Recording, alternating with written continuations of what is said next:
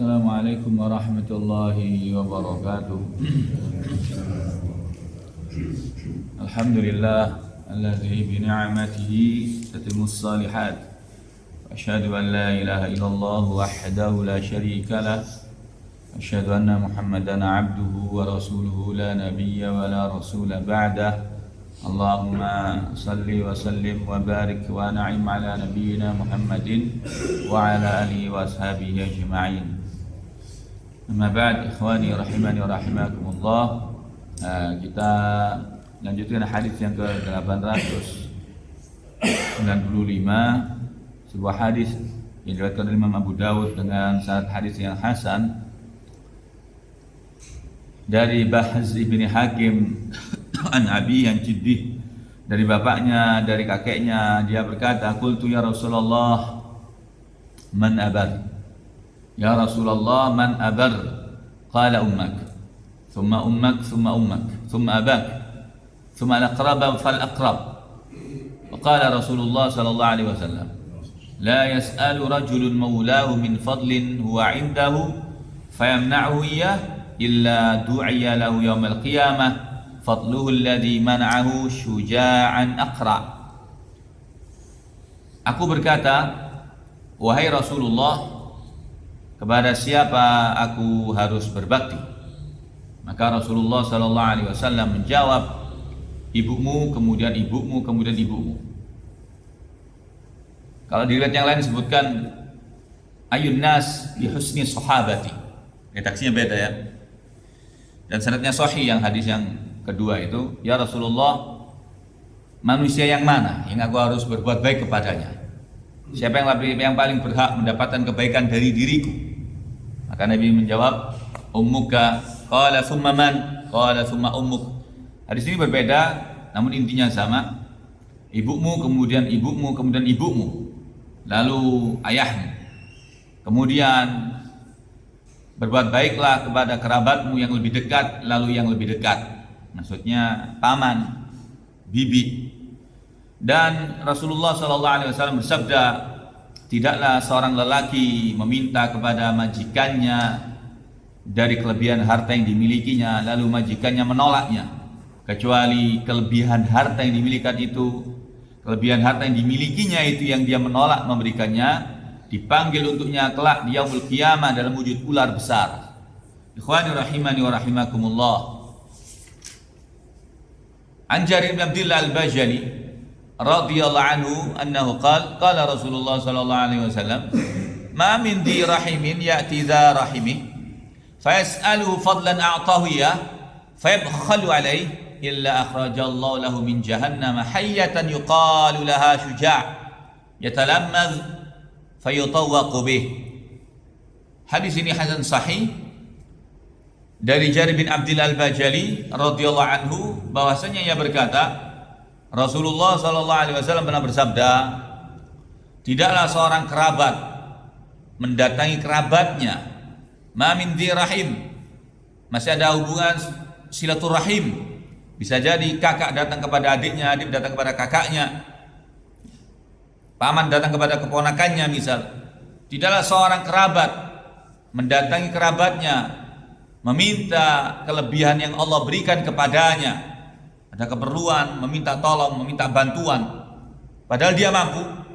Maksudnya yang dimintai tolong itu orang yang mampu, kerabatnya datang dia tidak mampu, kemudian lalu dia pelit, kata Nabi, fayabkhalu alaihi, bakhil, lalu dia pelit, tidak memberi bantuan untuk saudaranya, untuk kerabatnya itu, melainkan Allah Ta'ala mengeluarkan untuknya dari jahannam seekor ular yang disebut sebagai syuja', yang mendesis dengan lidahnya dan kelak akan melilitnya.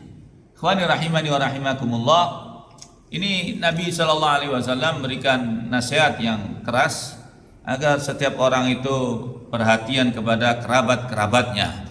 Kalau dia memiliki kelebihan, kemudian datang kerabatnya yang tidak mampu mohon bantuan, maka hendaknya diperhatikan, diberi bantuan.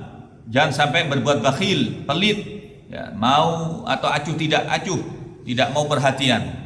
Ikhwani rahimani wa rahimakumullah.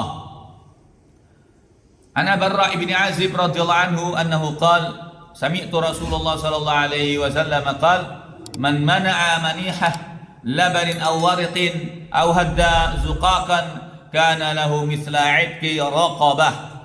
Dari Al-Bara bin Azib radhiyallahu anhu berkata, aku mendengar Rasulullah sallallahu alaihi wasallam bersabda, barang siapa memberikan ternaknya untuk diambil susunya, atau memberi hutang dirham, atau memberi petunjuk-petunjuk jalan, maka dia mendapatkan pahala seperti memerdekakan hamba sahaya.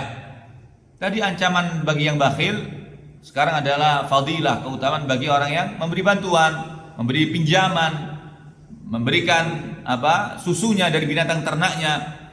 Hadis ini Imam Ahmad wa Tirmizi dengan sanad hadis yang sahih. Ikhwani rahimani rahimakumullah, bahkan an Ibnu Mas'ud radhiyallahu anhu anna Nabi sallallahu alaihi wasallam yaqul kullu qardin sadaqah. Dari Abdullah bin Mas'ud radhiyallahu anhu bahwa Nabi sallallahu alaihi wasallam pernah bersabda, setiap memberi hutang, bantuan memberikan hutang adalah bernilai sedekah. Tabrani bisnadin hasanun sahih. Ikhwani rahimani wa rahimakumullah. An Abi Umamah radhiyallahu anhu anin Nabi sallallahu alaihi wasallam annahu qala dakhala rajulun al-jannah far'a maktuban ala babiha as-sadaqatu bi 10 amsalha wal qaradu bi 18. Tabrani bisnadin hasan. Dari Abu Umamah radhiyallahu anhu dari Nabi sallallahu alaihi wasallam, beliau bersabda, seorang lelaki masuk surga. Dakhala rajulun al-jannah. Semoga kita termasuk di dalamnya jemaah. Semoga kita termasuk lelaki yang masuk surga Allah Ta'ala. Seorang lelaki masuk surga, kemudian dia melihat di pintu surga itu tertulis far'a maktuban ala babiha as-sadaqah bi 10 amsalha. Sedekah akan dibalas dengan 10 kali lipatnya. Maka pasti dia akan bersenang, dia akan bahagia, karena setiap sedekah akan dibalas 10 kali lipat. Anda bayangin jamaah, pintu surga itu sangat gede. Dan tulisannya segede apa ini? Tulisannya sedekah dibalas 10 kali lipat. Ini hadis Nabi. Nabi yang mengabarkan, hadis ini hasan. As-sadaqah bi 10 amsalha wal qardu bi 18. Sementara memberikan hutang, memberikan pinjaman itu dibalas 18 kali. Lebih banyak dari sekedar orang yang bersedekah. Karena orang yang berhutang itu didatangi orang yang muhtaj, orang yang membutuhkan bantuan, dia memberikan hutangan, ya, dengan ikhlas, niatnya membantu, maka ditulis di pintu surga, orang yang memberikan hutang, memberikan bantuan itu dibalas dengan 18 kali lipat. Ikhwani rahimani wa rahimakumullah. Bahkan Nabi, hadis yang terakhir itu hari ini, Nabi Hurairah radhiyallahu anhu qala Rasulullah sallallahu alaihi wasallam, man yassara ala mu'sirin yassarallahu alaihi fid dunya wal akhirah. Barang siapa memudahkan orang yang dalam kesulitan, kata Nabi, maka Allah Ta'ala akan memudahkannya fid dunya wal akhirah, tentang segala urusannya di dunia maupun di akhirat. Rawi Ibnu Hibban bisnadin sahih. Lihat Imam Ibnu Hibban dalam sahihnya. Ikhwatal iman rahimani wa rahimakumullah. Wa in kana dzu usratin fanadhiratun ila maisarah. Kata Allah dalam surat Al-Baqarah itu, adapun orang yang berhutang kepada Anda, dzu usrah, dan dia kesulitan dalam membayarnya, kesulitan, dan Anda tahu bahwa dia kesulitan. Bukan dibuat-buat, bukan orang mampu yang menghindar daripada membayar hutang, bukan. Dia memang kesulitan, tidak mampu membayar. Ya. Fa in kana dzu usratin fanadhiratun ila maisarah. Maka berilah tempo waktu lagi agar dia mendapatkan kemudahan untuk membayarnya. Ditunda lagi, kasih tempo lagi. Bermudah-mudahan terhadap keperluan seorang muslim. Wa anta saddaqu khairul lakum, kata Allah.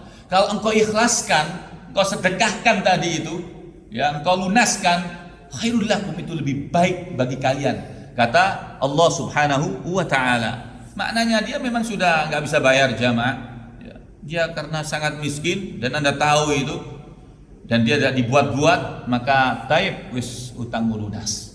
Ikhwatal iman rahimani rahimakumullah. Namun berbeda dengan orang yang memiliki kemampuan dan dia tidak ada niat kemudian untuk membayar hutang, maka ini tercela, sangat tercela. Kata Nabi SAW, orang yang mempunyai hutang, ya, namun dia ketika berhutang berniat untuk membayar 100% dia ingin membayar, maka Allah pasti mudahkan dia untuk membayar. Barang siapa yang sudah berniat untuk tidak membayar hutang, maka sekecil apapun dia tidak akan sanggup untuk membayar hutang. Ya, bahkan dia akan ketemu kelak di yaumul qiyamah, yaumul hisab, bagaimana nanti orang yang berhutang itu mendapatkan beban yang banyak. Nafsul mukmin mu'allaqatun bidain. Ya, jiwa muslim itu akan tergantung kelak di hari kiamat dengan hutangnya. Bahkan yughfaru lisyahid illa dain. Semua dosanya orang yang mati syahid itu diampuni oleh Allah Ta'ala kecuali kalau dia punya hutang. Saking kerasnya urusan hutang, bahkan sampai Nabi SAW ketika ada jenazah dari kalangan sahabat ditanya, dia punya hutang apa enggak? Masih punya. Rasulullah SAW lunasi, kalau enggak, aku enggak mau nyolati. Gantikan saja kamu jadi imam, saya enggak mau nyolati karena masih punya hutang. Ini pendidikan keras bagi Nabi SAW agar tidak bermudah-mudahan untuk kemudian meremehkan urusan hutang. Kalau ada hutang, kemudian niatlah untuk membayar dan semampunya untuk kemudian dibayar. Namun bagi yang memiliki atau pihak piutangnya, kalau memang tidak mampu membayar ini orang karena miskinnya, wa antasaddaqu khairul lakum, ikhlaskan. Sedangkan itu lebih baik bagi kalian karena akan dibalas kelak di yaumul qiyamah. Bahkan Anda kita masuk surga tertulis, Anda ketika melunasi hutang tadi itu mengikhlaskan dibalas 18 kali lipat. Barakallahu fikum, aqulu qouli hadza wa astaghfirullah li wa lakum. Kafaratul majlis, subhanakallahumma bihamdika asyhadu an la ilaha illa anta astaghfiruka wa atubu ilaik. Assalamualaikum warahmatullahi wabarakatuh.